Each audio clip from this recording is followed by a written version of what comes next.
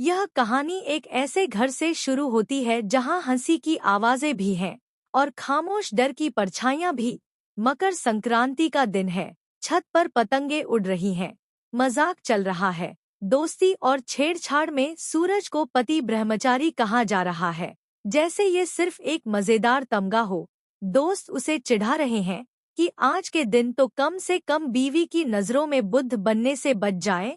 सूरज हंसते हुए भगवानों को याद करता है, जैसे हंसी के पीछे कहीं एक हल्की सी घबराहट छुपी हो।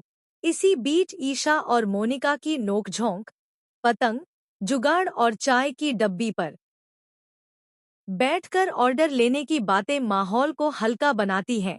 चाचा जी पढ़ाई की याद दिलाते हैं, लेकिन आज सिर्फ आज पतंगबाजी की इजाजत मिलती है। सब जानते हैं कि कल से जिम्मेदारियों का बोझ फिर लौट आएगा। सूरज मजाक में कहता है कि चाहे वो कुछ भी बन जाए, दोस्त को पीटने के लिए हमेशा गुंडा ही रहेगा। हंसी के बीच रिश्तों की लकीरें खिंचती चली जाती हैं। मोनिका पतंग बनाती है, आत्मविश्वास के साथ कहती है कि आजकल सीखना मुश्किल नहीं, रील्स ने सब सिखा दिया है। उसके शब्दों में सिर्फ हुनर नहीं बल्कि एक जिद भी है। वो किसी से पीछे नहीं रहना चाहती। सूरज और ईशा के बीच एक अजीब सा फासला है, साथ होकर भी अलग, जैसे एक ही आसमान के नीचे दो अलग उड़ानें। पतंग ईशा के हाथ में दी जाती है, एक तोहफे की तरह, दिल की डोर सौंपने जैसा। सबके सामने हंसी में छुपा इकरार। ईशा मुस्कुराती है, लेकिन उस मुस्कान में संकोच भी है, उम्मीद भी है। तभी बातों में अदिति का जिक्र आता है। काश वो भी होती। यह एक लाइन नहीं, एक खाली कुर्सी का एहसास है।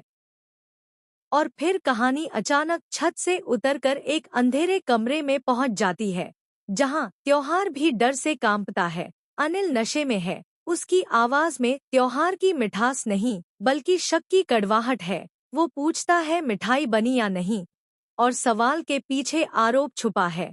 अदिति के पास जवाब नहीं।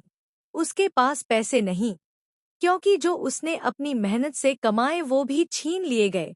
पति का घर, पति की पत्नी और पत्नी का पैसा, सब पति का। ये शब्द सिर्फ डायलॉग नहीं, अदिति की पूरी दुनिया का कानून है। अनिल की धमकी में जेल की कहानियां हैं। आंखें नीचे रखने और जुबान बंद रखने का हुक्म है। अदिति चुप है, क्योंकि उसकी चुप्पी ही उसकी सुरक्षा है, या शायद उसकी सजा। उधर छत पर पतंगे कट रही हैं। सूरज घबरा जाता है, नाक कटने का डर। लेकिन फिर विज्ञान की बात, हवा और प्रेशर का नियम। पतंग कटी नहीं थी, बस हवा रुक गई थी। जैसे जिंदगी में भी कई बार लगता है सब खत्म हो गया, लेकिन असल में बस सांस थमी होती है। सूरज जीत जाता है। ईशा उसका साथ देती है, कहती है कि मुश्किलें आएंगी लेकिन टीम बनकर रहेंगे।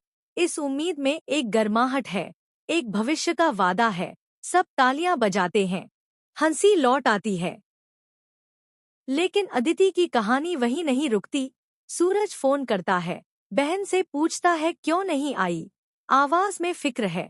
अदिति कहती है सब ठीक है, घर का काम है, थक गई हूँ।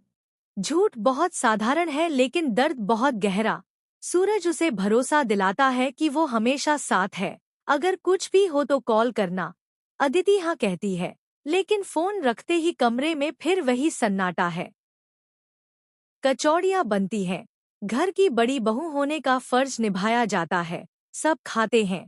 अदिति को याद किया जाता है। ईशा कहती है वो परेशान लग रही थी। एक पल को लगता है कोई उसके लिए खड़ा होगा। ईशा खुद कचौड़ियाँ लेकर जाने का फैसला करती है। गरम है, ठंडी हो जाएंगी तो स्वाद नहीं आएगा। जैसे अगर देर हो गई तो हालात और बिगड़ जाएंगे। सूरज बाइक निकालता है, और इधर अनिल का जहर और गाढ़ा हो जाता है। वो अदिति पर चरित्र के आरोप लगाता है। मोहल्ले की बातें, छोड़ी हुई औरत का डर, एहसान की याद दिलाना, जेल जाने का बदला, हर शब्द एक वार है।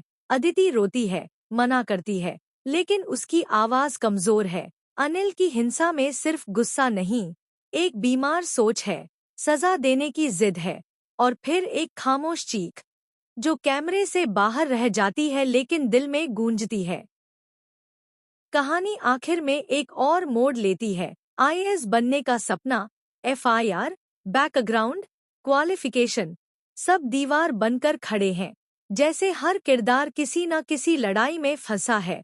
कोई पतंग की डोर संभाल रहा है, कोई रिश्तों की, कोई अपने सपनों की, और कोई अपनी इज्जत की। यही पति ब्रह्मचारी की असली कहानी है, जहां हंसी के पीछे सन्नाटा है, त्योहार के पीछे डर है, प्यार के साथ फासले हैं, और उम्मीद के साथ एक सवाल, क्या अदिति की खामोशी टूटेगी?